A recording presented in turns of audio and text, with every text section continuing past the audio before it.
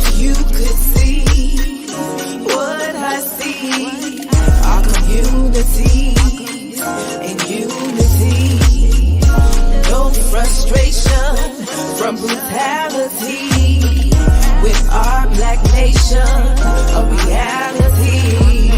This is my perspective, it's my perspective, my perspective, my perspective, my perspective, my perspective, my perspective, it's my perspective, my perspective, my perspective, my perspective, my perspective, my perspective, my perspective, my perspective, it's my perspective.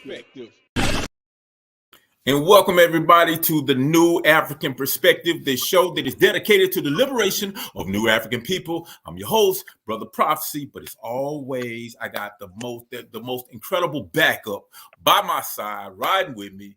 They are none other than the President and Vice President of the Republic of New Africa, and they are Sama I, free the land. Mama Ayo, free the land. That's right. And we are part of something called the New African Independence Movement. And this is where we strive and we work our hardest. And when I say we work hard at trying to bring about our own land, independence, self-determination, self-government, trying to get some reparations and create an economic system that ain't trying to get over and exploit everybody, but bring everybody up. You know what I'm saying? In other words, we're really trying to bring about freedom in a better world. But you know what? We might as well jump right into everything because every week we've been going over a part of a document called the Code of Emoji, which outlines the aims of our revolution. And right now we're up to aim number 8, I believe, if I'm not mistaken. And might be 9. I think Right. it's yeah. Yeah, and I think that has something to do with sexism. Talking about let me read it. Let me see. It says to assure equality of rights for the sexes. Oh, now I know that's a serious one. And I know the queens have a lot of firsthand experience in why this is so important. So I'm gonna open that up to you all. What do y'all think about this particular aim of our revolution? It's like opening up a can of worms. Mhm. However, we'll talk about from a New African perspective, from a family perspective, community perspective. I think it's really, really, really important that we just look at what does sexism mean for the New African, because you have, of course, a Eurocentric analysis of that particular issue. So what are we talking about when we say sexism? To assure equality. In other words, we as New Africans need to know that, remember, from a Eurocentric point of view, patriarchy, that sexism existed within the Constitution because women weren't allowed to vote. Women's voices were not heard. There had to be a whole movement for women's rights from the Eurocentric point of view. White women had to agitate for their rights. Black women had to wait until we were generally accepted as so-called people who could even be counted or have a vote in something. And let's not talk about the indigenous or the aboriginal of this country. Have they ever been written back into the Constitution? Well, that's another story. So sexism for us means, in my humble opinion, in my analysis, is that as New Africans, we have to look at the legacy of what the Eurocentric cultural paradigm has put on us and refigure that, re-talk about that, because we definitely want to promote the concept of ma'at, balance. Men, or so I say, male roles and female roles, and that understanding within the whole liberation movement. What does that look like? Because according to our declaration and our preamble, we stand side by side in this fight, not one behind the other, but stand side by side. And with that, I'll yield.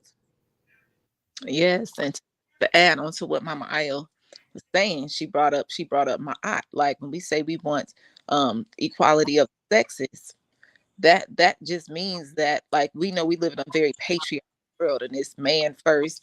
They took the woman out of everything.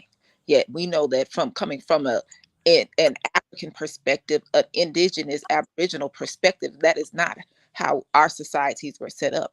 We honor one another. You know what I mean? To me, this speaks loud to man, woman honoring each other, putting each other in their respectful places in within our society, and also honoring the person for who they are, honoring the person for all their gifts, their specific talents, revering each other in who we are as people, right? Versus ignoring or putting ourselves in these boxes. We need all of our brilliance to shine through right now, because that is what is going to liberate us. We have to we have to think our way out of this situation and follow through with that which we think.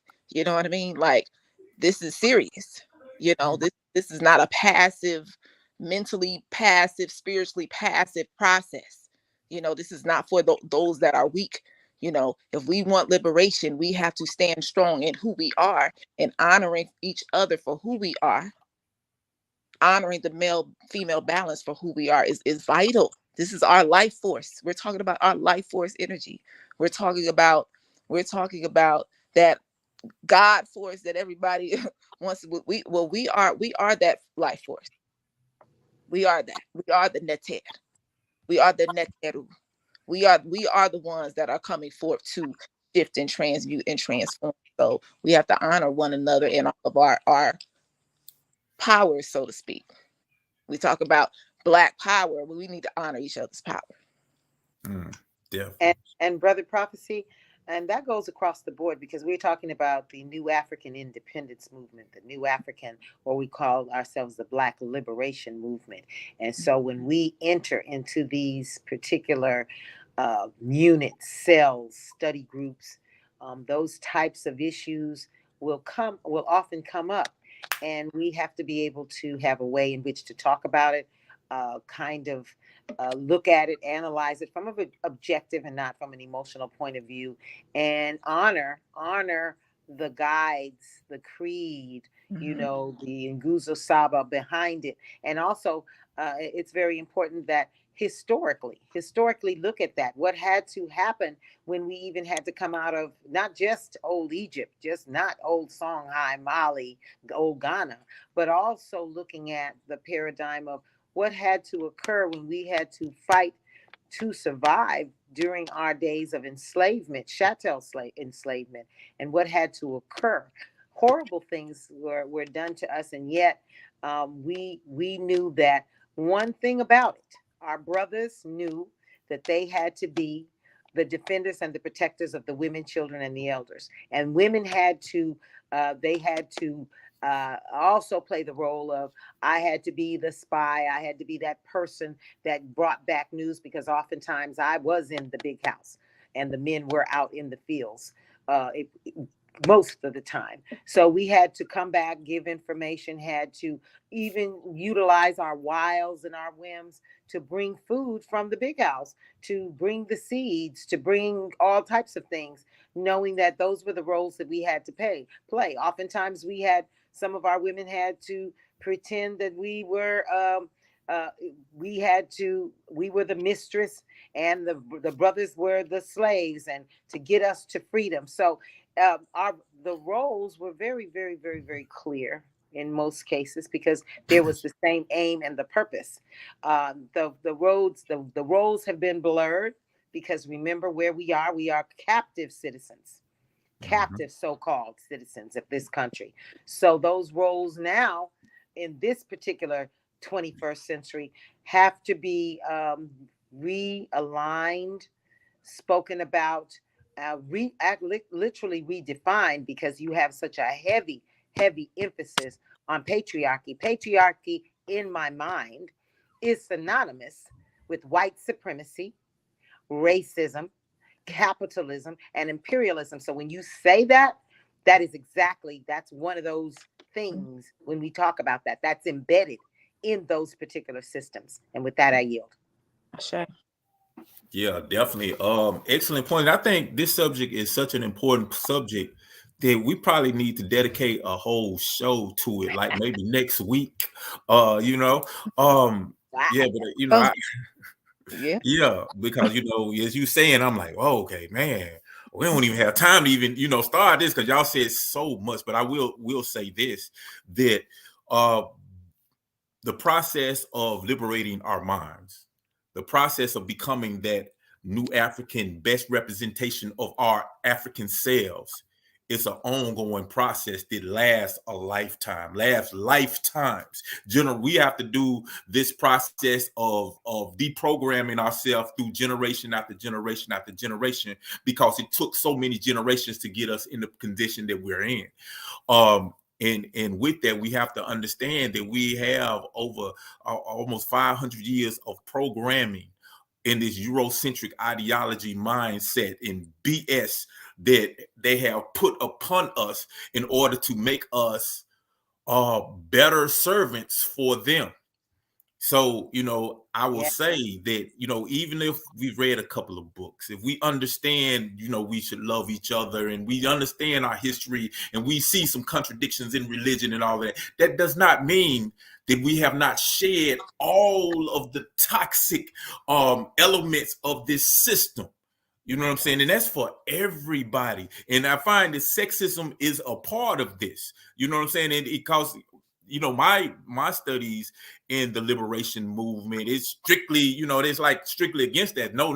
So, when I look at the topic of sexism, sometimes it's hard for me to even see how can you think like that, but we have a lot of people that do.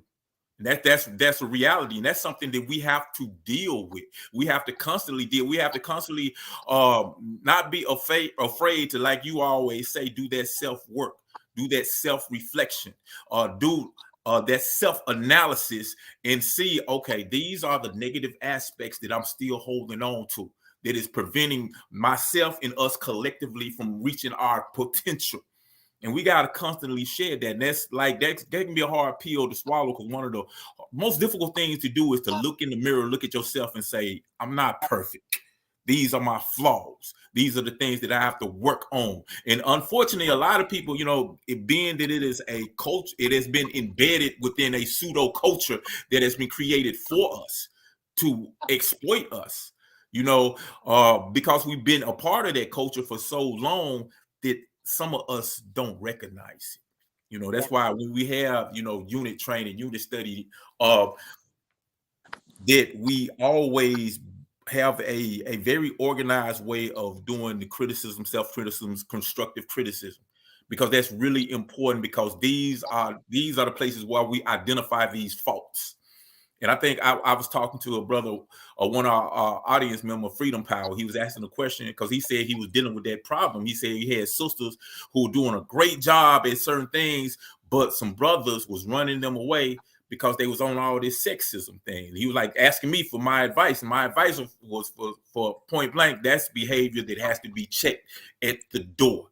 Period. Doing your criticism, self-criticism. It doesn't matter if it's the elders that's doing it, the people who are in charge, the generals, if that's what you call it. It don't matter. This behavior has to be checked, because these type of things will bring an organization down. It will destroy you and your collective, your group, the organization. That's bigger than the individual. And I'm a yield on it, because like I said, we just need more time to talk. You already know that's like a whole conference. So I do have a question for you, Yes. because since you are a man, right? Okay. But Oh man. Okay. we know what it feels like from a female perspective. What have you, as a man who has never displayed any type of sexism for the 20 years that I've known you? I'm just rounding because it seemed like that long. No, you're right. Um, what have you witnessed with your own eyes that brothers do that you like? "Oh, that's really sexist"? Oh my goodness. Some of it I really can't talk about on this platform. Oh, oh, But I mean, mostly it comes out during conversation. doing talk, it's almost like, okay, you're looking at this, you have a mindset or idea about these individuals because they're women, not because their actions, not because what they're doing, not because whatever. You know what I'm saying? You're saying, okay, they should be doing this and this because they are women. Not because of their capabilities or anything other than that. And that's, I always, things like that just stick out to me, because I'm like, hold on, like, this person be screwing up and all this kind of stuff, and we don't say anything about that. We don't say, you see double standards in a lot of different, and I don't want to get into too many specific details on that, but you see it coming out. I see it coming out in double standards, and the way things are perceived, the way things like you should be, and so many things coming to mind that require more time, because I was like, at one hand, we want to deal with this correctly, but we don't want to confuse what we're talking about with sexism with the European feminist movement, because Thank you. Yes. that's not the direction in which we're going. It's not about we hate sexism so much that we just want to hate men. No, we it's a balance. It's a balance, and we're not getting into a LGBT philosophy where it ain't no difference between men and women through their ideology. Yeah, it is a difference. You know what I'm saying? But yeah, to answer your question, to try to answer your question, I see it mostly through conversation and double standards. Gotcha. That's the simplified answer. Gotcha. Okay. Yeah. I'll be nosy, No, I mean, I feel you. And honestly, until like working with you all on these platforms and y'all brung it up, to me, it was like, it just, because I don't think like that. So a lot of times I don't even, look for it until, I was like, oh, damn, okay. Yeah, I see some things that I may not have even recognized, because I'm thinking people think like me, Right. But so yeah, it's a good topic, and we definitely need more time to discuss this very important topic. But Samara, what we got on tap for the show today? Okay, well, so today on our show, we have in our cadre corner, we are going to be honoring Marcus Garvey, and we are going to go over Meet Me in the Whirlwind in our cadre corner. And then in our Black Power file, we're going to honor the RNA 11. Okay, we're going to honor them. And so, yet in our main discussion, we're going to discuss what resistance looks like. What is that? We can tail end of Black August resistance. But what does that look like? We throw these words around so loosely. What does it look like? What does that look like with us bringing that to life, right? And so this should be a really, really interesting conversation. Yet I know a lot that's in the news. It's always a lot in the news. Always a lot. Where do I? Because I know we're not going to even get to everything, but I guess I gotta talk about what happened Saturday in Jacksonville, Florida, at a Dollar General. White man, one of many, 21-year-old Ryan Palmeter went into a Dollar General store armed with an AR-15 and a handgun and shot up some people. Now he killed 3 people. Now he was trying to kill a lot more. But I don't want to say, fortunately, he only killed 3 people, because these are 3 individuals who are no longer here. So it's a tragedy. It could have been worse, but the individuals that he murdered was 52-year-old Angela Michelle Carr, 19-year-old Anant Joseph Laguerre, and 29-year-old Jared Deshaun Gallion. So and it was deemed as definitely a hate crime. he left several manifestos, one to his mother, one to his father, one to the media, where he specifically said he hate black people. He said he's gonna kill some niggas, basically. On his gun, he had messages written on them, as well as a swastika drawn on them. And he basically, after he finished, his murder rampage, he turned the gun on himself and he killed himself. Which that's probably the only way he would have been killed, because we know the police weren't gonna do it. We know that.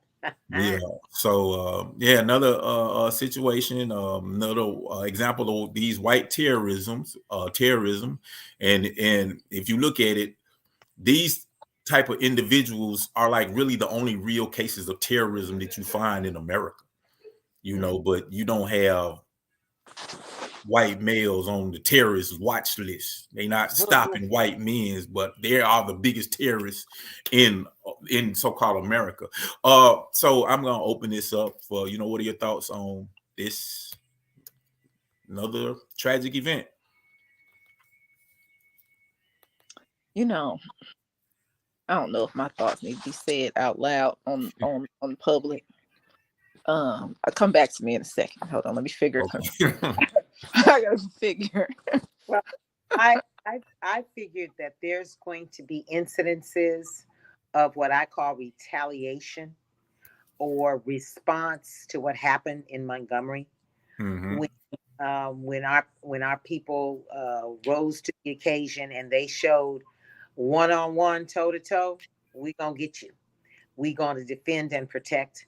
And I was just holding my breath. I said, I know there's going to be some type of reaction, because we have reports of the so-called places. Montgomery is what we call Dirty South. And I know that Montgomery itself and the surrounding neighborhoods are very, very tense right now, because we call that particular incident a win. So of course there's going to be retaliation. There's going to be let's just say response. And here is an example. There's going to be response from the popo, the police. That's going to happen. There's going to be murders, because they're part of what we call the Brotherhood, the KKK Brotherhood, and everybody know it. We don't have to belabor the point. So for me, you will see a rise in these responses over the next few weeks. So I'm just saying, it was expected, and here it is. So, is there going to be a response to the response? Is the question, and I'm going to yield at that, because we don't want to get too deep on that. Yeah. Exactly. And honestly, every week we come up here where some white people killing black folks. Mm-hmm. So, for me, it looked the same. And I get that. Exactly what you're talking about, Mama. It's gonna be some in my mind. It's just folks rearing their head. Pull it out. It's that medicine. Like, it's medicine in the work. You're gonna pull out some of the identity of some of these folks. Okay. Like, I encourage all of us to be a little bit more attentive in terms of our attentive in terms of the white folks in our environment and the surrounding areas. Like, this is this is serious. You know what I'm saying? Like, hey, this is like, at some point we have to make certain decisions for self-preservation. Like, yeah, we got to preserve self. All right, it's getting serious. I mean, it's been. Yet at some point we have to be like, okay, enough is enough. Enough is enough. Enough is enough. I'm not saying we're not making certain strides in certain areas. To add to that, we are still our reason why we are still our own reason why we are not making certain strides. So I do not want to take accountability from us at all. Obviously, there's some things that we can do better, and I just keep on that. Mm-hmm. Yeah, definitely. But what I did hear about the prophecy is that this young man attempted to go to an HBCU, yes. And because of the just the observation of one of the security people, the police was called. So that was a that could have been, like you said, a lot more could have happened. But because the security guard was a little alert, the young man was definitely acting suspicious. He then changed his plans and got a chance to go to, as you said, the Dollar General. Yes. Yeah, actually, and I'm glad you brought that point up. Yeah, because initially he wanted to go to a historically black college and do what he did, but yeah, they had their heads up, and it was like, no, you don't look right. You ain't coming up in here. And that's like basically how it was. So yeah, but I mean, I will say this. I believe that regardless if what happened in Montgomery would have happened or wouldn't have happened, it don't matter Exactly. because we've had example after example after example. Dylan Roof, he killed 9 people at the church down in South Carolina. Retaliation, for retaliation is we're here and we have survived their genocidal program. Right. And now that we have survived their genocidal program, we are a big ass threat to them in their system. Wherever you want to say it, a threat to their power, a threat to their very existence because they have recessive genes or whatever, however you want. We are a threat to their system. And they understand this. And there is a fear of us, and it's been a fear of us for over 500 years. Ever since the period of enslavement, they have feared that Black people will come to power, and that will be the end of their privilege and probably the end of their existence. Period. That's why the first blockbuster movie in America was called "Birth of America of a Nation," the first blockbuster movie anywhere, and it was about Black people raising up and attacking white folks. And the good old white folks had to make the Ku Klux Klan in order to save the day. This is part of their propaganda from the beginning. So Absolutely. that this should be a reminder that we shouldn't worry about whether they're gonna retaliate for us to do this. If we do something, they kill us. If we don't do something, they kill us. Damn if you do, damn if you don't. Exactly. So you better be ready. Point blank. You better be ready. Don't get ready. You gotta stay ready. At all times, you better be trained and you better be preparing. You better be storing up food. You better have your first aid kits. You gotta have your escape routes. All of your plans are in place. Because when it hits the fan, you just don't know what to do. It ain't going. Knowledge ain't going to magically fall out of the sky and hit your head and say, "Oh, do this, do that. I know what to do." No, you have to prepare for these things because obviously they've been preparing and they have been preparing for a long time. Trust me. All of the gun shows, all the survival camps, all the things that we go to, and I know I go to them all the time. You see them with their children. And they're preparing for a war. And it ain't a war against some other white person. It's a war against people who look like us. Period.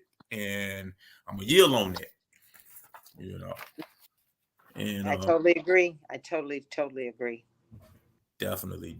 I guess I go to a couple of comments because we got people chiming in. Free the land, comrades. Melly Queen, free land, comrades, and family. How y'all doing today? Thank you all for joining us today on NABA. Definitely, Melly Queen always doing the work. It's that time again. Save the date. March 29th, 30th, and 31st, 2024, Nation Day. We will be celebrating in Columbus, Georgia. Dr. John Henry Clarktown, free the land. Definitely. I'm so looking forward to that. He said, new Black Panther Party, Newark, Virginia chapter. Black power to you too, comrades. Joe Gonzalez, how you doing? Joe Gonzalez, good to see you, brother. Revolutionary greetings, comrades. Revolutionary greetings to you also.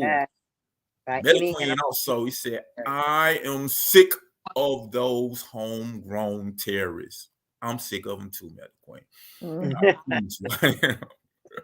No doubt. She also said that's why we must stay ready at all times. Defense of ourselves, because ain't nobody coming to defend us. We have to do it ourselves. We have over 400 or 500 years of examples of how these people deal with us. So Right. You know, ain't no excuse. We know. You know, the thing when I hear stories like this, you know, I get saddened by it because I hate to see our people dying, but I do not get surprised. Yes. Surprise is one emotion that I don't hear when you know anything they do. The Santuan Nables, how you doing, bro? Good to hear from you. My first time seeing you on here. That's an old partner of mine. Good seeing you. Good brother, also. Very good brother. You know. What's that? Steel-matic cut. Measuring real revolutionary organizers to modern day social media faces. Okay, that's interesting. Expand. Tell me what you mean by that. Tell me more. Let Exactly. me see. Keep your head on a swivel at all times. Pay attention to what is going on around you and respond appropriately. Absolutely. Mm. Definitely. Telling We it. say, Telling. Yup. Yup. we say remain vigilant. Remain vigilant. Said that's why work, study, and training is so important. That's right. Let me see. We stay ready so we don't have to get ready. Boots laced up and on the ground. Joe Gonzalez. I say, Exactly. Exactly. I say. Exactly.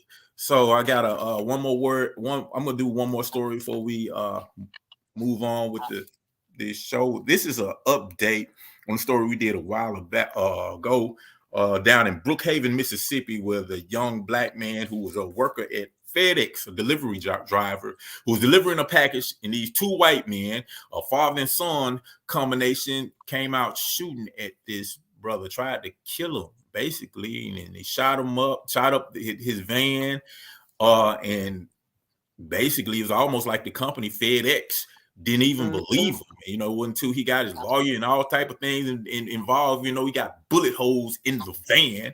You know, it took a while before anything ever happened. So basically, since then, the two individuals have been charged.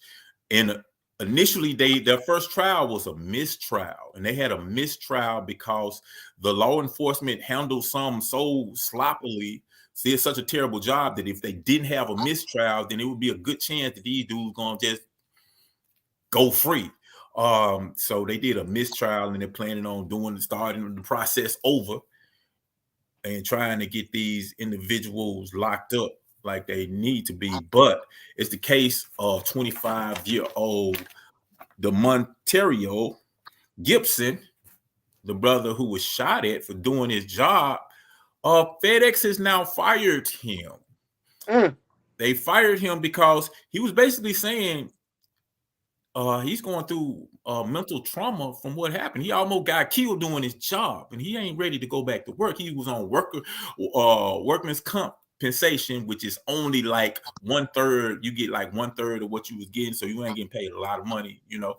But and he was going through therapy and having his treatment. He was like saying, "Hey, my treatment not over. The doctor haven't even released me, but you're trying to make me go back to work." So they said, "Well, you know what? We're just gonna let you go." Capitalism, it's America, it's white supremacy, it's all of that stuff, patriarchal, all mixed in at once. So, what y'all think about this particular story? Well, I definitely empathize with the young man. FedEx, contrary to popular belief, does not have good compensation programs for their employees. I know that they are pretty much detached. It is not what we call a family friendly environment. But here, if you hear it is again, it's all about the mighty dollar. You are just a tool in which we're going to continue to enrich ourselves. You at the bottom of the totem pole, my friend. You got attacked in the line of duty. Anyone else, if you were a soldier, you were a policeman, if you were a teacher, if you were all of these things, it is called post-traumatic stress syndrome. There is trauma that occurred. You're a young man trying to start your life and you got shot at because you were in the wrong neighborhood, or you thought you were in the right neighborhood according to the address. You were dropping Mhm. off your package and you had some white supremacists shoot at you because they decided that you would make good target practice.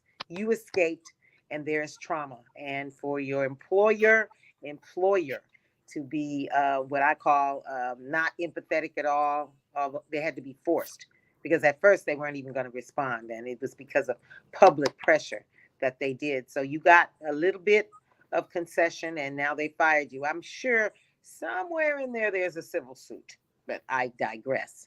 When you and for me, just the trial.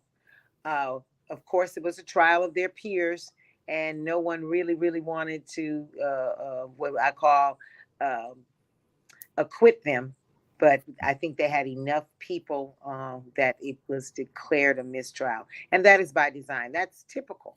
That's typical. What happens when you have white people attacking black people? It takes a lot. And I'm hoping that the family and the support system does not go away, because he deserves justice, and they deserve to be put away. I yield. Definitely. I concur with all of that. To add what Mama Ayo was saying, FedEx, to me, this is the perfect example of why just entrepreneurship does not solve our problems. Okay, because FedEx it was founded by a black man. Okay, so just entrepreneurs does not mean that that faces the problems that we have. That was founded by a black man that does not even have, forget about even thinking about where you're sending certain people to, based upon you headquarters being here in Memphis. You are in the Bible Belt. You already know the relationship between white people and black people here in the South. You're not even taking any of this into consideration. Send some of your workers into these rural areas. I mean, these are things that are real that we have to think about. You know what I'm saying? Based upon the environment that we live in, and then to have absolutely no remorse, and then you fire them on top. Okay. Exactly. That's really bad on that end. Now, these crackers is crackers. Okay, that's what my grandmother always told me. Older folks don't understand why these people these days trust white people like that. They don't comprehend it, because their historical reality is like, these folks, you do not trust these. And so here we go. We think we can just, I'm just saying, we got to be more cognizant of the reality of our environment. I mean, this is still, just because, certain laws are put in place, or I should say certain policy is put into place, that does not negate the tradition, the historical tradition, the gene pool of these people. I mean, I'm just saying. Exactly. Quick questions. Sama, where did you get the information that FedEx was started by a black man? I thought the CEO or the founder was, what's his name? I can't remember his name right now. Fred Smith? Yes. Who is he? Yeah, I don't think Fred Smith's black. He's not the founder. Yeah, Fred Smith, but I don't think Fred Smith black. I thought, okay, well, I mean, let's say it's something, unless he was black all this time and I didn't know, but nah, he not black. He not black. I thought it was a black man that started FedEx. Yeah. Nah, it's he not black. He very white. But speaking about, but he sure has a whole bunch of us working for him. Oh yeah, it's a lot of us working for them, and I got a lot. I could say a whole lot about FedEx, because it's a great example of capitalism, of profit over people. Sometimes people have like this reputation, this idea, FedEx is good and blah blah. It's only because they had at one time certain benefits that other companies didn't offer. But it's all about the benefit of gaining profit over, you know, the well-being of your employees, point blank, and they just do it really, really well. And I'll tell you a quick story that ain't nobody heard about. I'm pretty sure nobody hears about, and I can tell you millions of them about FedEx. I was working at FedEx one night, just coming in helping out at night, and I saw an individual killed, got hit by what they call a tug. He was a manager, black dude, manager. He was dead. He was like, when I was leaving, ambulance, everything was out. He was laid right out in the street with a towel over him, gone, dead. And I'm like shocked because this been like a long time. I was young, our first time, you know, really seeing something like that. And I'm like, wow. So like the next day when I came into work, I'm expecting everybody, this to be the big news, the big talk of the day, the big talk or whatever. And I was like, yeah, man, y'all heard about that manager? He man got killed. He was right downstairs, right there. And it was like, I don't know what you're talking about. I don't know what you're talking about. You know, the week went on. Nobody heard nothing on the news, nothing. It was zero. About a week later, I had the question. I'm like, hold on, did I really see that? Did that really happen? Well, what I found, being that we're here in Ida City, formerly known as Memphis, Tennessee, FedEx is the largest employer in Memphis, Tennessee. So they got a lot of power right here. So especially during that time period, anything that negative happened at FedEx, they covered it up. It was actually a lot of people die at FedEx all the time, every year. You know what I'm saying? And most of the times you don't hear about it. Occasionally, if something really bad, you will hear about it on the news. But most of the time, it's hush hush. And this time, it was like it never happened. And through the years, I had found, you know, seeing individuals, you know, that I witnessed something happen, whether it was somebody who died from heat exhaustion, somebody who got ran over by a vehicle or something. They're dying. You would never hear about it. If you wasn't there, you wouldn't know about it. If you wasn't a member of the family, you wouldn't know about it. So, I mean, FedEx is just another part of the machine. It's another system, you know, it's part of the system where they put their product, their reputation, their ability to make as much money as they can over the well-being of human beings. You know what I'm saying? And hey, you could do a story. I could do a story about that. All right, because they got a policy where basically if you get hurt at FedEx, it's your fault. They'll tell you, like, literally, if something fall on you and break your shoulder, they'll be like, well, you should have been aware of your environment. That's what they would say. And I'm not saying that to say that I know people that this has actually happened to. Some fell on them and they were told that you should have been aware of your environment. So therefore, it's not our fault, it's your fault. But wow, yeah, that's true. You know, these corporations will be crooked. Ooh-wee. Mm-hmm.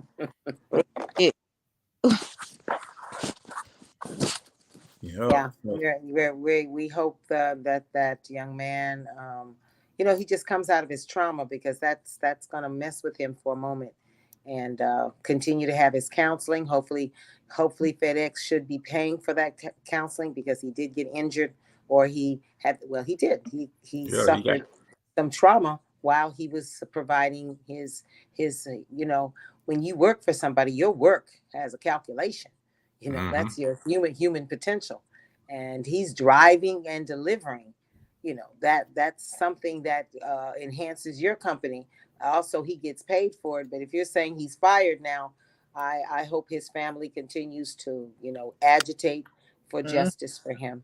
You know, let him get his due compensation. And I'm not sure if whether the employees have I don't know whether FedEx has an, you know, insurance or all of that, because, you know, you hear about some companies, they don't have none of that for their employees. So I'm just hoping the best for him.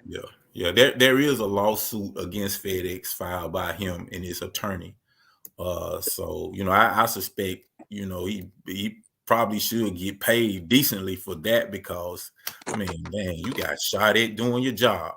At least he should. But anyway, we're gonna take a brief break, and when we come back, we're gonna talk about this dude that is like so awesome that, I was listening to this speech talking about see me in a whirlwind. He was talking about if he died, he gonna come back in a whirlwind. And I thought about it. I was like, man, it's fantastic that sound. As much as he inspired as many strong individuals that he inspired, he wasn't lying. Because when you see us, you seeing this brother.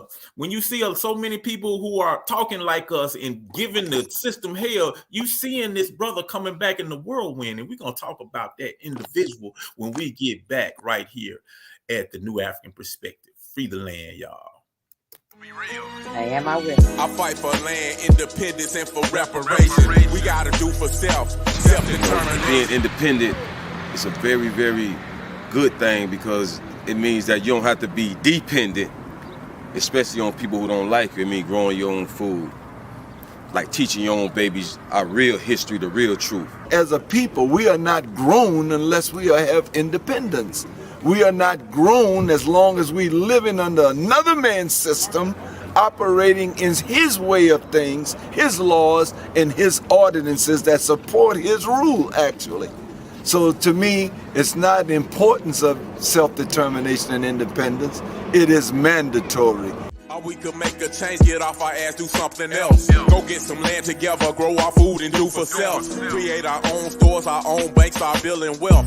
Break them generational curses and start healing self. See with my last. Study the writings, speeches, documents of our freedom fighters in order to free our neo-colonialized minds. This is the Cadre Corner. All right, Mama Ayo, you can take it away. So I always have a really emotional and humble spirit when I get to talk about one of my heroes and the people that he influenced. So we're going to talk about a little bit of Marcus Mosiah Garvey. Of course, we're going to see a little film clip. I would love for people to go into YouTube and just make that a family occasion to see. Meet me in the whirlwind, but also in your library, try to purchase, secure as much information about the Honorable Marcus Mosiah Garvey as possible. One of the little known books that I was able to come across besides, the philosophy and opinions of Marcus Mosiah Garvey, which is a, really, really great comprehensive book. And we thank his wife, his second wife, Amy Jacques Garvey, for putting that out. But we also have a brilliant scholar who has been given permission from the UNIA to gather as much information as possible about Marcus Mosiah Garvey. And of course, we all know the Honorable Dr. Tony Martin, who has been compiling as much as he could find about Marcus Mosiah Garvey, along with his son, who is, of course, recently deceased, and hopefully his grandchildren will persevere. This particular book is called Message to the People, a course on African philosophy. It has been given a wonderful foreword, which just kind of blew my mind when I was reading about it. And he was the Honorable Charles I. James, one of the younger members who ended up being the President General of the UNIA.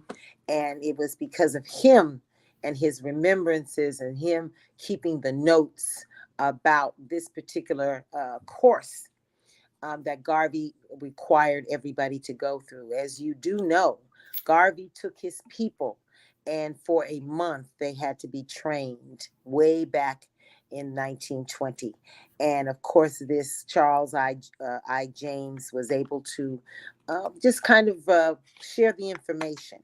And he let us know in his foreword what was required. This is our first, what I consider one of the first great examples of work, study, and training. And yes, they did. They came together as a group and they studied because Garvey said, when you go out to the people, they should hear the same thing from each and every one of you. You should be a representation of what the Universal Negro Improvement Association was about. And so he talks about them eating together, learning together, debating together and coming out well prepared, starting at 8 in the morning, going sometimes till midnight, going through this course, and just, it's called, we call it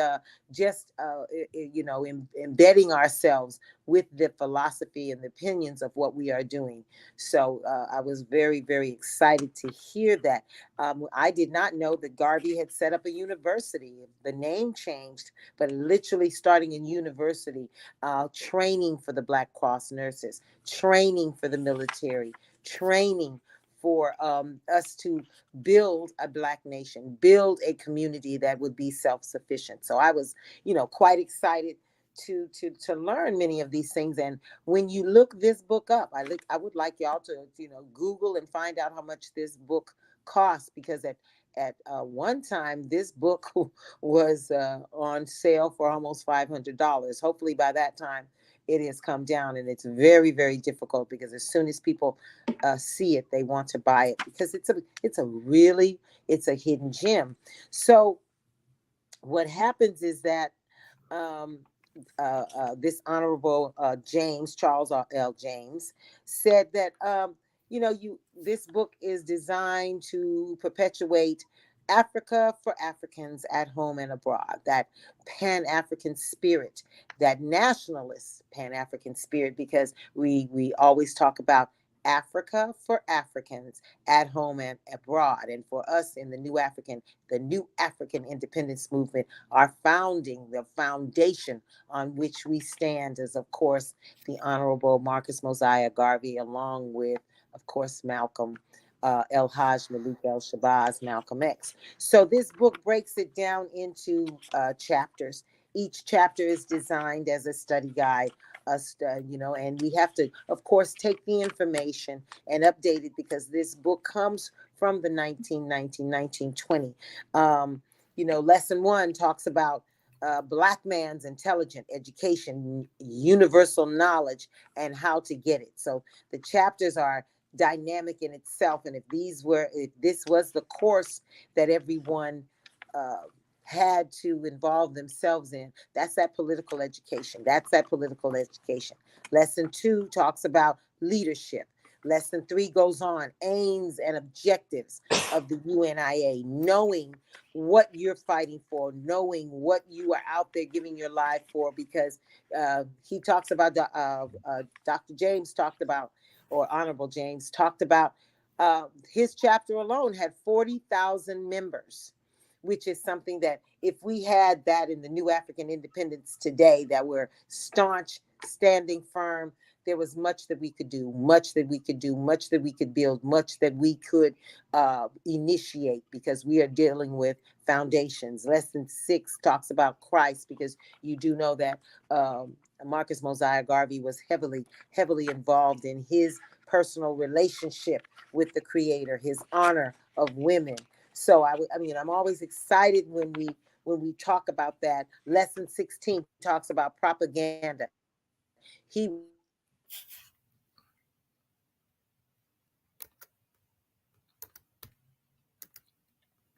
It looked like Mama Ayo fell off for just a second, but we actually have a clip. Oh, there you go. Yes. You back? You hear me?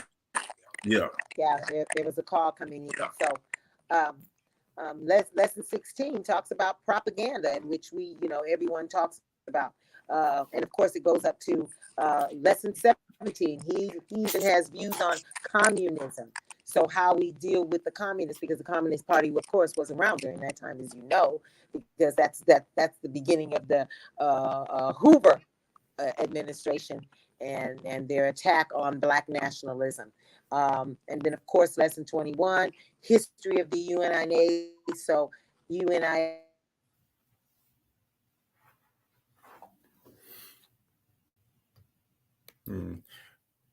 I'll tell you what we're gonna do. We're gonna go to this clip real quick. I'm gonna let Mama Ayo come back, go out and come back in. Yeah, so Mama Ayo, as I said, this book is a gem. It's a hidden gem. Yeah, you breaking up real bad. I would encourage everyone. Okay. Anytime I have a phone call, that's what happens. Yeah, Can you hear I'm me gonna now? go to this clip. I'm gonna go to this clip, and you can go out and come back in, and so you'll be back in. But I'm gonna go to the clip really quick. This is a part of a speech from Marcus Garvey called "Look for Me in the Whirlwind."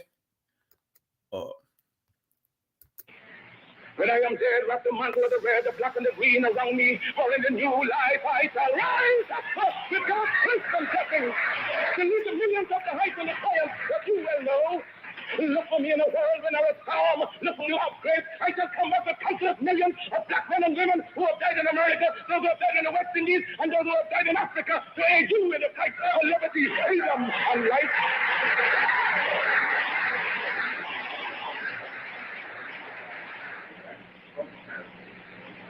Any leadership that teaches you to depend upon another race is a leadership that will enslave you. Any leadership that teaches you to depend upon another race is a leadership that will enslave you. They give leadership to our foreparents, and that leadership made them slaves. But we have decided to find a leadership of our own to make ourselves free men. Our great scholars having passed through the colleges and universities have thrown away the blotted record. Babylon did it. Assyria did it. France under Napoleon did it. Germany under Prince von Bismarck did it. England under America under George Washington did it. Africa with 400 million black people can do it. If you cannot do it, if you are not prepared to do it, then you will die. You race of cowards. You race of imbeciles, you race of good for nothing. If you cannot do what other men have done, what other nations have done, what other races have done, then you have better die.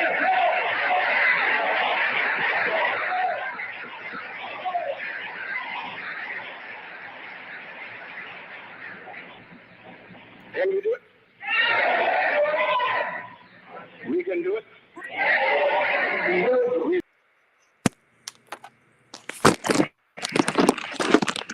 And that was some of Marcus Garvey and a historic speech where we both first got that "See Me in the Whirlwind," that whole reference. What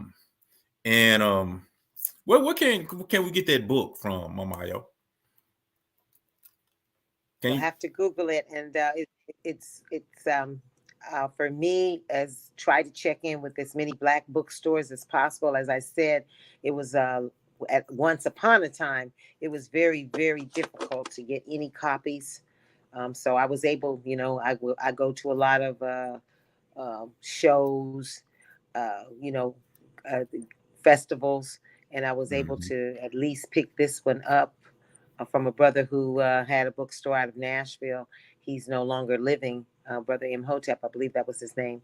And, he had some, excellent books. So you just have to search for them, try to Google it.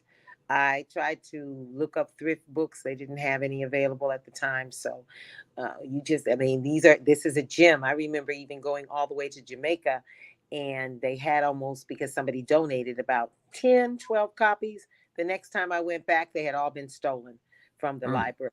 So that's just how, as I said, they've been taken. Let me just say taken. Let me not say stolen. But this book is really, really, really, I think that everybody should have it just to see the vision and the strategy and tactics that was utilized that time. Because as I said before, the brothers and sisters who participated in this training did it for 30 days. When they finished, they actually put together the Universal Declaration of Negro Rights. And within that, they had what we were told is they had almost 20 to 30,000 people coming in signing. So that was almost like a plebiscite at that time, and bearing witness to this particular event. I have not heard anyone do anything for 30 days and people coming constantly with the work, study, training, the debating. So I was very, very, very, very impressed.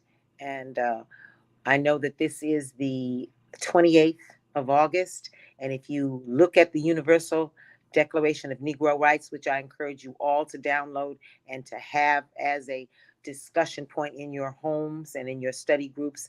He calls for August 31st every year to be celebrated by Black people around the world. He called for that holiday. So in my mind, this is August 31st is a holiday for us. A new African independence movement holiday, as well as a Black Power holiday, as a Black liberation holiday. So with that, I yield. You know, it's a couple of things that I wanted to kind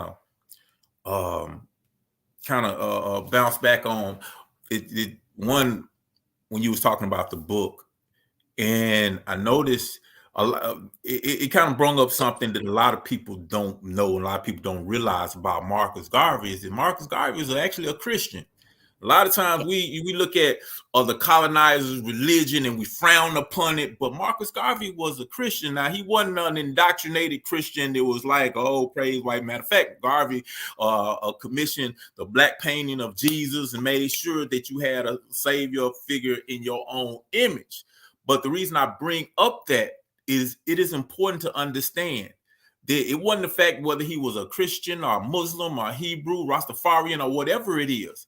His ideology was Black nationalism, which we call New African nationalism today. And it was this ideology. That's the key. So it doesn't matter if you are Muslim, as long as your ideology is we need to do for ourselves, we need to build for ourselves. If you're a Hebrew Israelite, if you got your ideology is we need to build for ourselves, it does not matter what you believe in as far as your belief system.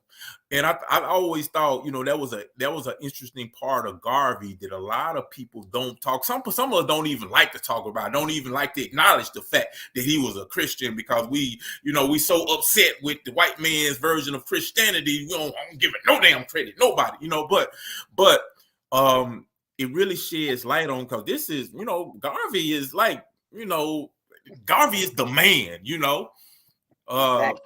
So, it just kind of sheds light on what's actually important.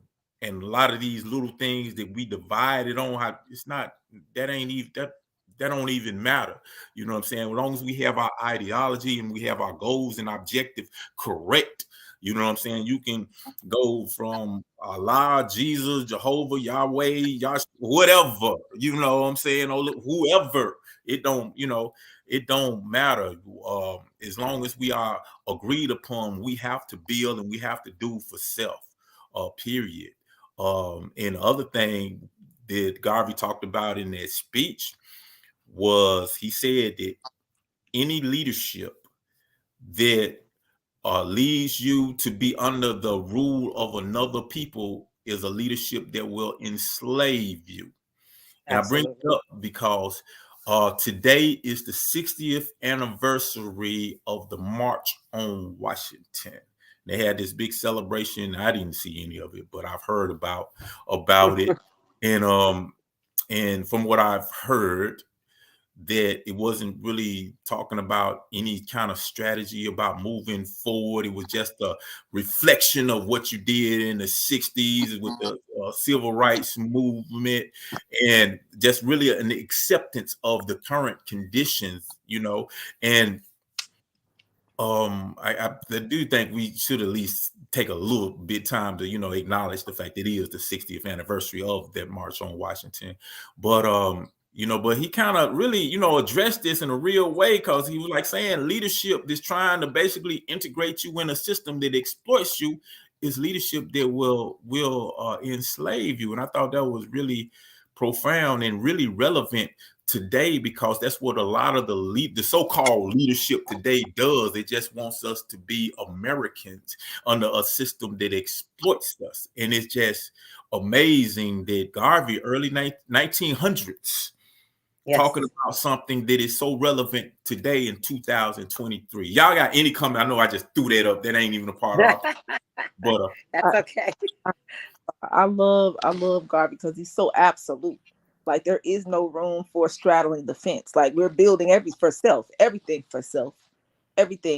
is for us, by us. I love it. There is no in between. There is none of the sort.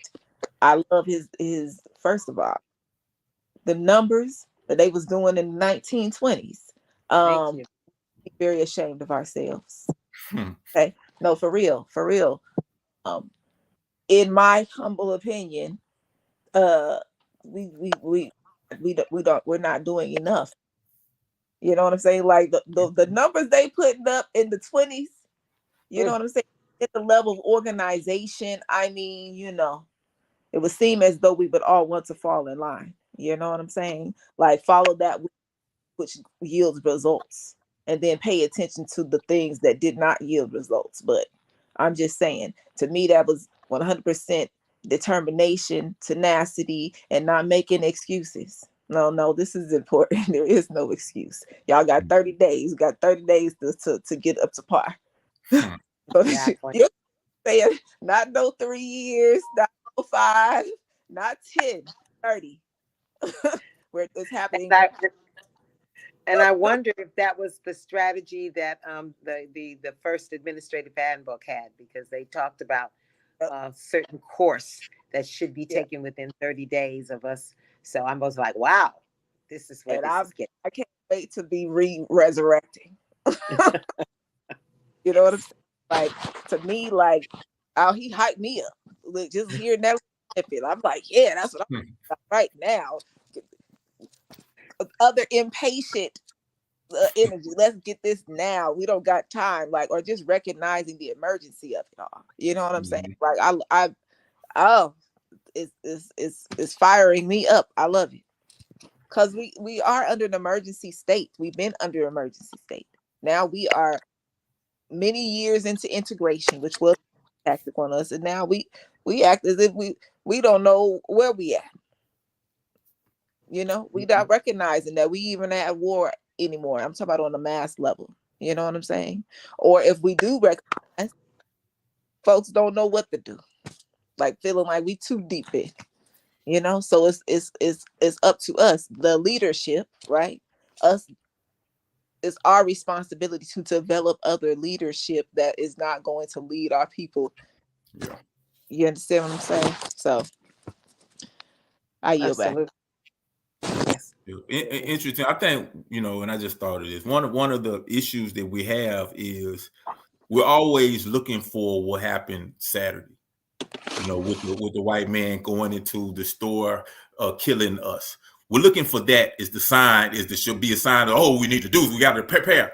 And we're not looking at the fact that they are poisoning our food, they're poisoning our waters, they're miseducating us in school, where they are imprisoning, they are targeting us for the prison industrial complex. We are getting attacked in the hospitals, dying at numbers in hospitals, our still birth rate, all of these things that we are being attacked on that we don't see. But it's easy to look at a white man with an AR-15 shooting down at us, but it's not as easy to see this white politician signing these bills that's killing us at mass numbers.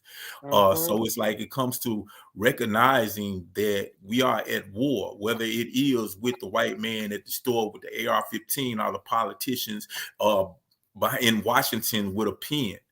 They're signing away our genocide of our community. So I ain't expect the conversation to go that route, but I guess that is a good segue for our main topic, because what does resistance look like? Because we got to resist this, like Garvey was resisting that. He was like talking about, look, if your leadership is not resisting what's going on, then you got a leadership that you don't need. So now 2023, 60th year anniversary of the March on Washington from 1963. What does resistance look like for us in the new African independence movement? Now I'll open that up for anybody. Well, I'm going to take the lead because I feel like resistance and rebellion are part of, they're just two sides of a coin. resistance and rebellion, which for me means when you resist, that means you've looked at, you've analyzed it, you've had messages, you've had clear examples that all remedies of trying to be a so-called citizen in this country have been exhausted. And then you begin the deprogramming of yourself. You begin to do that self-work. You begin to research really, really well, and finding people who are, feeling the same way, and you come together to rebuild not only your personal life, but the community life, the nation life, and the little things that you do. If you decide that you're going to change your live it, you're going to be more plant-based, that's a form of rebellion. If you decide that you're not going to buy into all the fashion, not to say that you don't need clothes, but maybe instead of going and buying designer stuff, you're going to begin to sew. You're going to begin to, recreate what they feel is fashion, that you're not buying into the so-called fashions that are being put out. You're going to be educating your children a certain way. That's a form of rebellion and resistance, because your children are going to be, and you are embedding yourself with a different paradigm, a different view of the world. If you tell your children about the spirituality, meditation, the importance of exercise, the importance of water, the importance of us not running to the drugstore every time we have a headache, but hey, let's figure out, maybe we need water. Maybe you need to put more herbs. Maybe you have some vitamin deficiencies. In other words, just stepping back and looking at the world from a different lens, a new African lens. They say regaining your new African mind, in other words, because we don't have it. We don't have it. And being able to look at the earth. Right now, the earth is suffering, and knowing that we are the caretakers of the planet. That's what I call rebellion and resistance, and actually going into a program of work, study, training, transformation. Work, study, training, transformation. So that's my vision of what we call rebellion and resistance. Yes, and exactly, Mama Ayo. And just to add to what she's saying, when my Mama Ayo said work, study, and training, that first aspect is, and we always say the medicine is in the work. And the first work is you got the work within yourself. Like if you have first, you make up your mind to do these things, right? And in order to make it, to order to fully make up your mind and act these things out, that means we have to change things about us that is hindering us from getting to the final goal. Now, this is the reality of this particular work, or this particular work, because we are the ones that have to transmute and transform the society in which we would like to see, because we are the ones, the reason why the society is the way it is because of the decisions that we have collectively made, the bad decisions that we are collectively making. Seriously, literally, we have the collective power right now to shift it immediately if our minds was in the right space and place, right? It can happen immediately as fast as we want it to be. Why? Because we are the ones that are the controllers of time and space. Mama Ayo said we're the caretakers of the planet. We're also the controllers of our time and space. You know what I'm saying? So it's certain things within ourselves, simple things that can assist us. We throw the word around with respect. We throw these words around, right?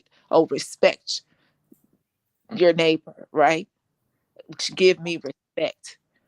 That means that takes a lot of listening to one another. Remember, because we're people that have similar historical reality, yet we're all coming from a lot of different backgrounds and a lot of different orders of traumas and a lot of different aspects of trauma that we yield in this particular society, right? So we all come to the table with that. So it's our responsibility to at least have empathy with one another, knowing that we are in this situation that is crappy. And we've been in this crappy situation for a very long time. And yes, all of us got attitudes. Huh? Why? Because we are not happily, we're not collectively happy. Yes, we got attitudes. So it for me is having 100% love for one another can shift things tremendously. compassion for one another and love for one another and understanding for one another, because, we're in this together and we need each other to get out of this particular situation. And I'm going to yield because I feel like I'm talking a long time. You're talking good stuff. Yeah, both of y'all said some very important things. And it's good to understand that there are levels to resistance. People resist on different levels. See, George Jackson said one of the first forms of resistance or rebellion is crime. So even when you look at the crime, you're even seeing a form of rebelling in the system. Is just the people who have been indoctrinated within the wrong thing and don't understand who they need to lash out against, who they need to fight against. But I noticed something. Is this just something that's just in the mainstream media? Some games going on, some international games. Track was going on, and it's this sister by the name of Shakira Richardson, I believe. Yes. She known because she be having long nails and the hair be going, she, like the sister from whatever, a lot of times we frown upon these type of things, but but it is what it is. She a sister and she being, authentically who she feels she is. And I can appreciate that. Last year she got in trouble because she smoked some weed, so she got kicked out. She couldn't participate in the Olympics, and she basically said, well, my mother just passed. I was doing that to deal with it. I take responsibility and ownership, which I also respect. But she came back this year in these games, and she apparently killing it, breaking records and doing everything. And I saw a clip yesterday after she had just broke a record. And all these white international reporters trying to get her to say, come, let me talk to you. And she just kept on saying, no, thank you. No, thank you. No, thank you. No, thank you. And went straight to the black dude. And that was, acknowledged. It was obvious that she was doing that. You know what I'm saying? Even that right there is a form of resistance. Because some of the things that she said, she was like, they asked her, how do you feel, you on the world stage or something like that, and she's basically said, well, I seen the world be with me and I see the world turn against me. I ain't worried about the world. I'm doing this for myself and people who look like me and go through the same thing that I'm going through. And I'm like, okay, dang, it's a spirit of resistance that's kind of going on in the air. You felt it when you saw them brothers jumping on, beating up them white folks down in Montgomery, and how our people responded to it. It's just it's in the atmosphere. It's, in the air. So what's needed is the proper education so this spirit of resistance can translate into real action. You know what I'm saying? Because it's one thing to have that, be ready. I'm ready to do something. It's another thing to actually know what to do.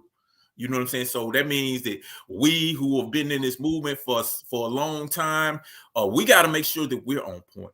You know what I'm saying? We got to make sure that we are educating ourselves. And if you are want to be a part of this movement, you got to get that proper education. You got to get the proper education, because there's a lot of smart people who don't know what to do, who just think that we can just talk around and philosophize and break down some history and whatever. You can do all of that. It's great. But if you ain't putting in the correct work, if you ain't building, if we ain't taking control over these institutions and building institutions that control our lives, then all we're doing is talking. Because as long as these European people, as long as you get sick, you got to go to the white man. As long as you need a loan, you got to go to the white man. As long as you, whatever you need, if you got to continue to go to the enemy, the individual who has benefited from your oppression, then you're going to continue to be oppressed. You're going to continue to be exploited. So we got to cut off the middleman. You know what I'm saying? This is our ideology. This is what we focused on. This is what you got to learn how to do. So, so resistance comes in many, many forms. But we have to be properly educated and properly directed. Just like Garvey said, you got to get away from that leadership that's trying to lead you under the umbrella and control of your enemy. Get the leadership that is leading you away from that, leading you toward independence. And I mean, it's in the air, Brother Neighbors, he said we need some solutions. The solution is us. You know, we are the solutions. We have to stop depending on these people who mean us no good and do for self and build for self. Use that collective dollar that we just giving away to Nike and whoever else. And we got to use that to build up our own community. That's really called nation building. And I yield on that. Let me just add a little bit to what you were saying.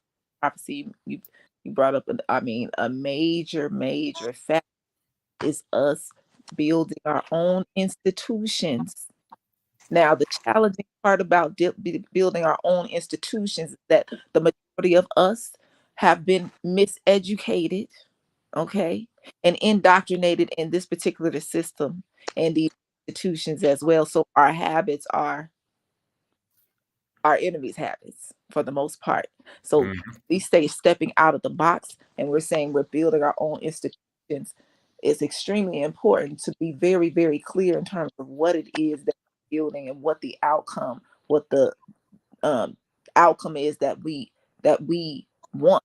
Right, the outcome is for all institutions for it to feed our nation, our nation that is rooted in particular principles. We got the laws of Ma'at. We got our new African creed. We stand on principle. Okay? We stand on absolute law. That's what we stand on. And it's going to be extremely important that our institutions are built on that. Because a lot of times we have the habit of doing what we have already saw being done. And honestly, at this point in time, it's going to take us thinking outside of the box. Thinking all the way outside of the box, grabbing on every piece and part of our brilliance to get us out of these different positions and create and build different systems that actually benefit us, not the same exact system that got us in the predicament in the first place. And then we're expecting to see progress. No, it doesn't work like that. We're just feeding into the same system, you know? So that's why when Mama Ayo says doing that self-work, like it takes some real major self-analysis. Okay, because we are the social scientists, we are the mathematicians. There is no book that's going to tell us how. If it was built on one particular book, we would be free. So obviously, it's something within ourselves, a certain aspect of self-discipline, a certain aspect of self-sacrifice, you know, that has to take place. You know what I mean? Like it's serious. It's serious, and a lot more folks is coming awake. That's great, wonderful. That means all of the work that has thus been done is slowly but surely transmuting and transforming. Now it's up to us to give the extra push through. We got to learn how to push through. Most of the things that stand in our way is our own minds. Our own minds stand in the way because we always make every excuse in terms of why it can't happen or why it's not happening, versus figuring out, saying, oh, it's not happening. Being honest with ourselves. Oh, it's not happening. So what needs to take place? Exactly. You know, and I yield back. Definitely. I'm going to go to a couple of comments because we got to move along with the show. We've been talking a long time today. Let's see. Melly Queen said, I have learned that we are going to all have different ideologies on several things, but we must all be about the business of our people and freeing the land. All right. Freedom Power. What's up, Freedom Power? How you doing, bro? All right. Free the land. I've been telling people Garvey and others were highly productive Christians and didn't divide themselves from the masses on religious lines. Good point, Prophecy. And I'm agreeing with you 1,000% on that, brother. I agree with you. I remember I was at Java Juice and Jazz, and there was a discussion on some, and I started talking, and I was like, yeah, you know, Garvey was a Christian and blah, blah, blah. And everybody like, he won't, you know, they didn't even know. You know, and, you know, you had some very intelligent people there, you know. So yeah, I agree. Let me see. See, I don't even realize that Bill Gates, they don't even realize that Bill Gates is man. I cannot even say what I want to say, but y'all know what I mean. I remember Bill Gates just, you know, when COVID-19, you know, when the not the corona, the what's that Omicron variant came out. When the Omicron variant came out, and I looked at what it was, I was like, oh, so it's basically over because people ain't finna die from it anymore. More people gonna get it, and they gonna get natural immunity. So, you know, like, hey, this ain't even, you know, this finna be over with. And when it basically happened, when that happened, Bill Gates came on TV mad because so many people had caught the virus and got natural immunity that was better than, you know, even they were saying the vaccine was supposed to. He was mad because, like, damn, everybody didn't get the vaccine. He was pissed. He was like, we got to do a better job because now, hell, everybody got it. I was like, damn, shouldn't you be happy? People ain't dying no more. He all he cared about that vaccine. So, Dennis Boatwright II. Several African nations are throwing out French and other white colonial powers. We must support Niger, Mali, and other African nations. That's right. Damn right we do. Damn right we do. That's the youth. The youth will rise if they feel the impression. They're very, very discerning. It's just that our youth are a little bit distracted and miseducated about a lot of stuff. But when they do get sparked, when they do that due diligence and of course realize that they are the legacy of their ancestors, they're going to rise up in numbers, huge numbers. Yeah. Big shouts out to Roll Jamu. How you doing, brother? Good to see you. Checking in as always. It's always. And Joe Gonzalez, he said, thanks so much, comrades. I can totally relate to the knowledge you put down. Revolutionary love and all power to the people. That's right, y'all. Thank you. And we're going to have a brief break. And when we get back, we're going to talk about something we just recently had an anniversary of. And that was something you probably never heard of, but it was the RNA 11.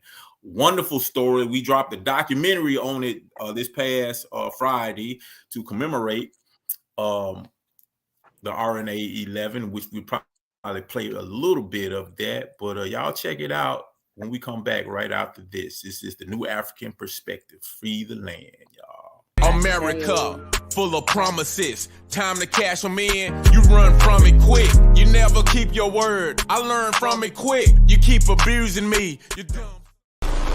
Europeans murdered 98% of the indigenous population right here in Turtle Island in order to steal the land.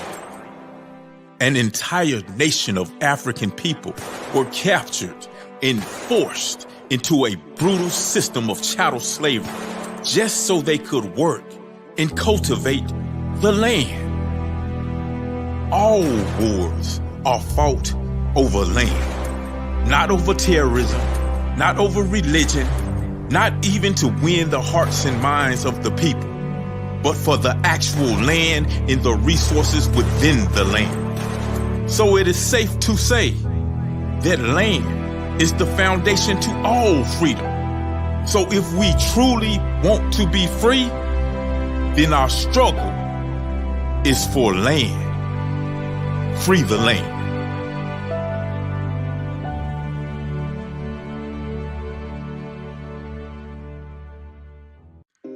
Leaders, scholars, freedom fighters, all those soldiers who've been struggling for the liberation of black people. This is the Black Power 5.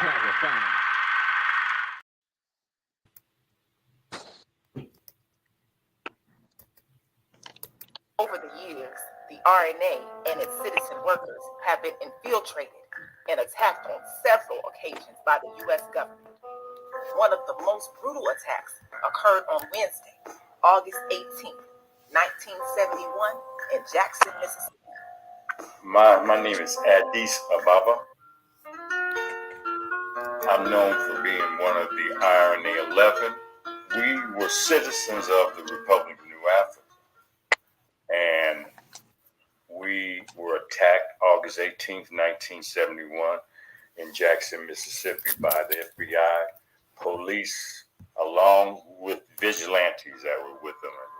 According to Ababa, an undercover agent was sent to stay with the RNA by the counterintelligence program to justify the attack on the RNA? Well, there was a guy who had robbed a gas station up in Grand Rapids, Michigan. Staggerly. I think I remember that's his name. And somehow he found his way to Jackson, Mississippi. Found his way to Jackson, Mississippi with the RNA. What we found out later on that he was brought down to Jackson, Mississippi by COINTELPRO. They were planning him in the house so they could have a justification for raiding the house looking for a murder. Before I got there, they had thrown him out the house because he was causing trouble in the community. You know, I said, oh, wait a minute, you call him, no. They didn't know that he was wanted for murder. So they kicked him out the house. So the FBI felt that now, well, they knew he was gone because we had been infiltrated. But it was not only him, but it was other agents around. And so they felt it was time to raid the house right then and to attack us on August 18th, 1971. And we had our presidential, we had our embassy next to Jackson State University, where a couple of years before they had shot up Jackson State. Some of the same police attacked Jackson State as well.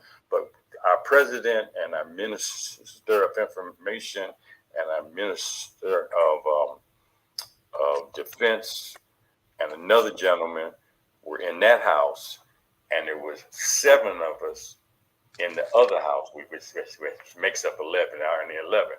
The police claimed they were serving a warrant. All right, that's just a brief part of a documentary that we just recently put out about the RNA 11. It's called Black August Resistance: Heroes and Sheroes of the RNA 11, and you can look this up and you can see it all. It's out on social media, on YouTube, on all our pages, on Novel page, on Best About any page. You can look it up and see this. But it's about the RNA 11, and we just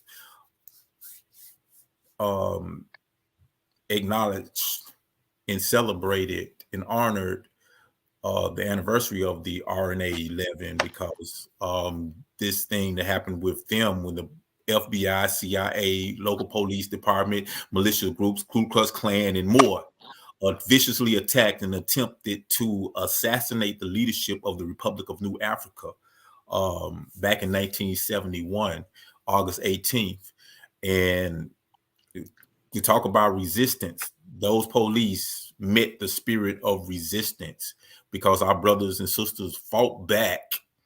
And although they tried to murder, they tried to assassinate, they tried to put our people in the ground. We didn't bury anyone, just like we said on the documentary, but they did. So what do y'all think about, the RNA 11 and our anniversary and the celebration, and where do they stand in history and whatnot? Just what are your thoughts? I'm opening it up. Well, I think that Brother Prophecy, you did a super excellent job of introducing one of the surviving RNA 11.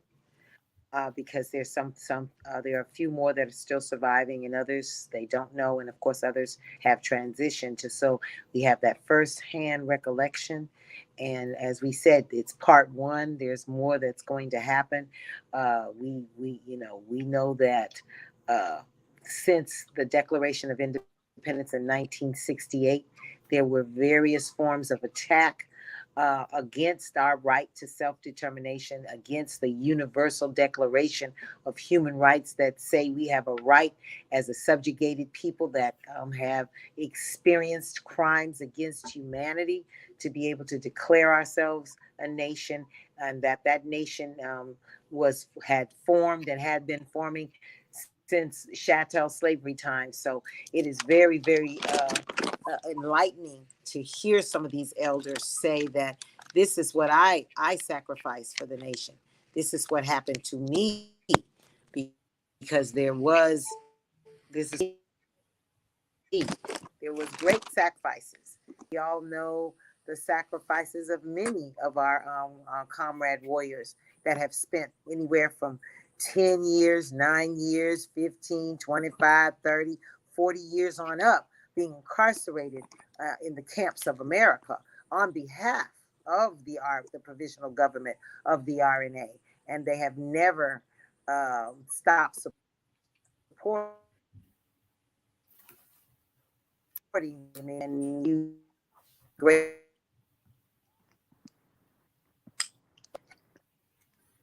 All right, Mama, if you can go back out and come back in, because I think your screen is frozen. So yeah, if you could do that, if you still can hear me. But did you want to add to anything, Samaat? Well, I think, this most definitely goes down in our Republic of New Africa history, our legend history. You know what I'm saying? I'm saying legend history because these are just simple new African citizens, you know, showing up, being responsible, yet showed up very prepared, right? Mm-hmm. Like the lesson in it all is always be prepared. Pay close attention to their surroundings and be extremely prepared, because even though there was some prison sentences, terms that were served, to add to that, nobody was died Mm-hmm. in that attack. You understand? To me, that says a whole lot in terms of our preparedness at that time, because they came to assassinate. That's what they came to do. Yep. They didn't know that they didn't know what was behind the walls in that house. You know what I'm saying? So most definitely giving all thanks, praise, and honor to our ancestors and our elders that just sacrificed to make the way, like persevered, and lived to tell the story of saying, like, this is what we're dealing with. We doing something simple. Our human right is self-determination. They're exercising our human right to self-determination. And here comes these crackers, devils. Here come these demons, that don't want to see us just happy. Mm-hmm. That's all we doing is building for our happiness. You understand what I'm saying? How wicked can you be? Exactly. I mean, Exactly. I mean, this. Well, let me bring my IO back. So yeah. So if you like, you can continue. Sa just just spoke very eloquently about the RNA and their legacy, really. But did you want to finish your thought, Mama Ayo? Yeah, just to say that there are other heroes and sheroes, and please don't think that this is going to be the last, because there's so much more to tell. There's all kinds of nuances to speak about when you talk about the RNA 11. And we also are blessed with having not only the brothers to be able to contribute, but also have one of our sister warriors to elaborate on what she had to go through as well. So remember, in the nation, we believe. Oh man. She just froze up again. So yeah, sorry, we have technical difficulties with this. Back on. Oh, so I guess she'll be back. But I know I will say we talk about how no life it was lost on our part in this assassination attempt. And I think it's really, important to really understand, what that actually mean, because if you see in the documentary, the FBI, CIA, and police, they came with the tank, with machine gun, powered machine guns on top of them. They was ready to, really ready to take them out, not only kill a few, but have mass casualties. Right. As you heard from our elder speaking on it, he was like, they shot something like a missile through his window. They came and collapsed the refrigerator. They Mhm. were seriously prepared to assassinate and murder our leadership of the Republic of New Africa. And this is coming a few years after the assassination of Fred Hampton. In fact, they used the exact same tactics. In Fred Hampton, they basically had embedded somebody in the house with them who, had a warrant, which gave them justifications to come in, and they came in shooting. And they murdered Fred Hampton point blank. Well, our people learned from that. Our leadership learned from that, and they prepared for that. And when they went shooting, we shot back. And it's a part of that documentary where our elder was speaking on once they had surrendered, and the police department was celebrating. And they were drinking beer, and then a captain came along and said, "What y'all doing? We just got our butts kicked. I got people who lost their lives. My friends dead. You got, well, this ain't something to celebrate." And just something just to really feel the moment. He was like, he put his head down and he kind of started laughing. Mhm. Because you have to understand that at that time period, especially at that time period, the FBI, CIA, the United States government had declared war on our people, Mhm. on our movement, not just the secret underground or open war on our people, where just like Assata Shakur, you see them coming through a New Jersey Turnpike, shoot, open fire. And there's so many unknown brothers and sisters lost their lives from this. These people we don't even know about. Their stories, heroic stories that we never know about. So it's really important that we get as many of these stories as we can, and we preserve them. So we know that, as we talk about the show, the spirit of resistance has always been strong within our movement. It has always been strong. We know about Nat Turner and Gabriel Prosser and Marvezi, but it's a lot of African enslaved people who resisted the slavery, who fought against slavery that you don't know about. It's a whole war. They call it the Gullah Wars. During that period, they went against, who was going against the enslaved African and free Africans who gained their freedom against this government and this system of enslavement. They don't talk about. They never talk about that because the colonizers not going to talk about the victories of the colonized. They're not going to do that.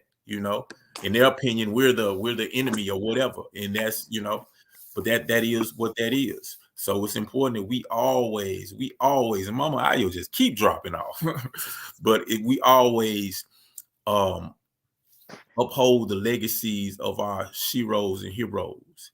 And Melly Queen says, "Salute to all our fallen comrades and elders. Thank you all for love, dedication, and service." Let me see.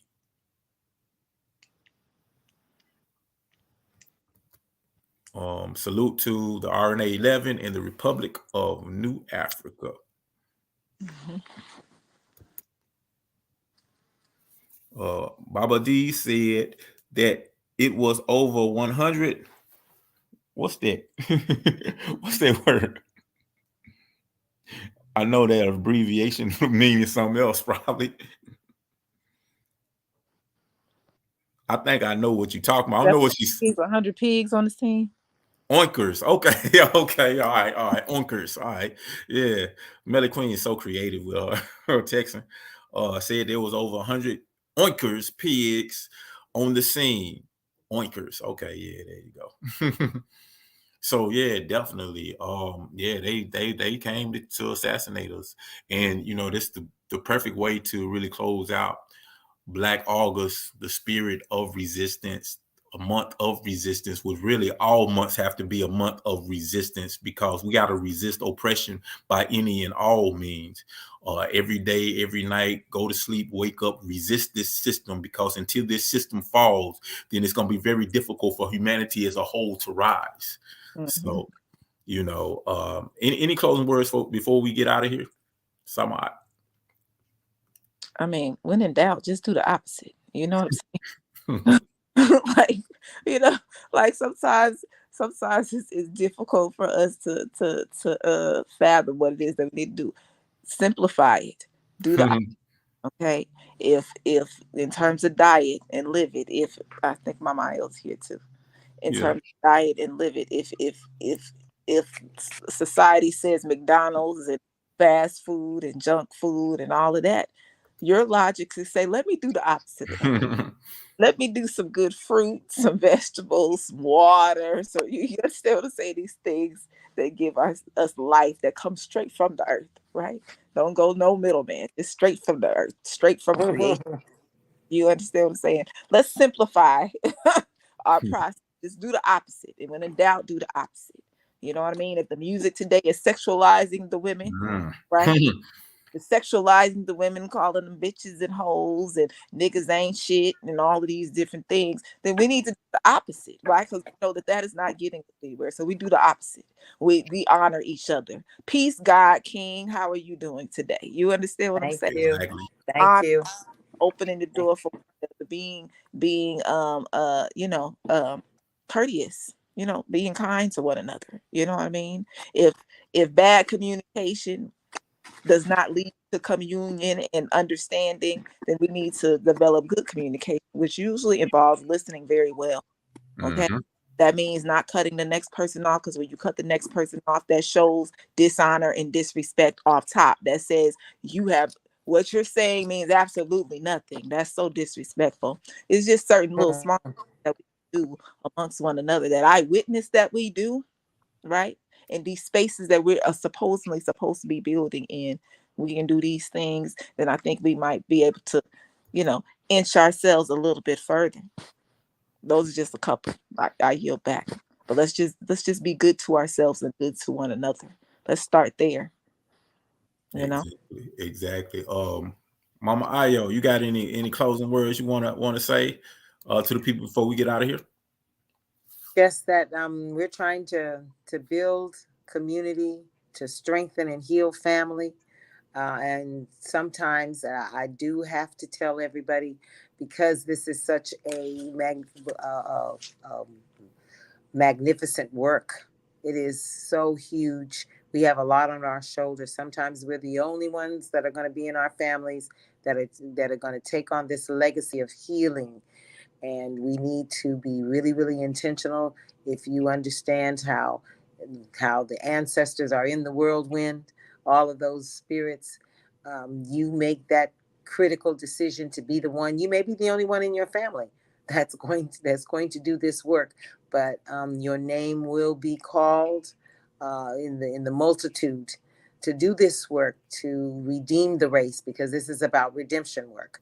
This is about redemption work, because we have the whole world that we have to transform, because African people, no matter where they are, African and brown people and the indigenous and what we call the aboriginals, have been affected by the whole earth. And you and I are witnessing the earth, mother energy, rebelling and resisting and spanking our booties. So I always remember what my one of my mentors said: you better be doing the right thing at the right time with the right people, or else you're going to perish. And that's a good point, because this white man's uncivilized world has created certain has been built on really the destruction. And you see the earth being attacked, and the earth will fight back. And trust me, you get in the war with the earth is going to win. The earth will take all of us out. Anyway, another subject, but I'm gonna leave with this from Baba Ukali. says, our oppressor is wicked. There is no middle ground and no reason to believe otherwise. New Africans were never meant to be full first-class American citizens, regardless of any legal or political concession. We have wrestled from America's system of just us. Many known and unknown freedom fighters have already paid the price for our liberation, for our liberty. And yes, definitely, I share that. And with that, I will say, join us. Y'all gonna be here tomorrow. Y'all doing the show tomorrow, Queens? Yes. Okay. Yeah, definitely. So make sure y'all tune in tomorrow for the Foundation of the Nation and all of our shows. And we will be back next week as always. Thank y'all for joining in. And yeah, free the land, fam. Free the land. Free the land. I am, I will. Any means necessary. I am, I will.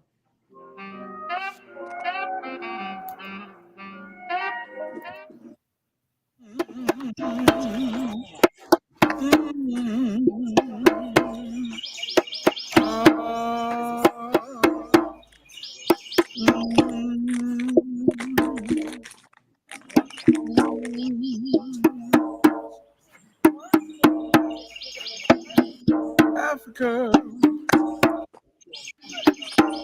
Africa. My name is Kwaku DC, and I'm one of the brothers on the John's Island here. Okay. And what I do a combination of things, but I participate in a lot of Afrocentric programs and to help wake our people up. A lot of people don't know. And trying to make us a better people and be the people that we're supposed to be. Understand that this is a tree that our ancestors, who was on John's Island, the tree was a place that we buried our people, had ceremonies around this tree in order to honor our ancestors, worship them. But a lot of people don't know it because through history, things have been watered down and forgotten about.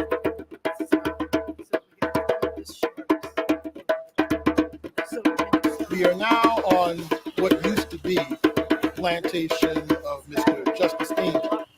Okay, and so he had this land in the 1700s, and so primarily, this tree was on his property even back then.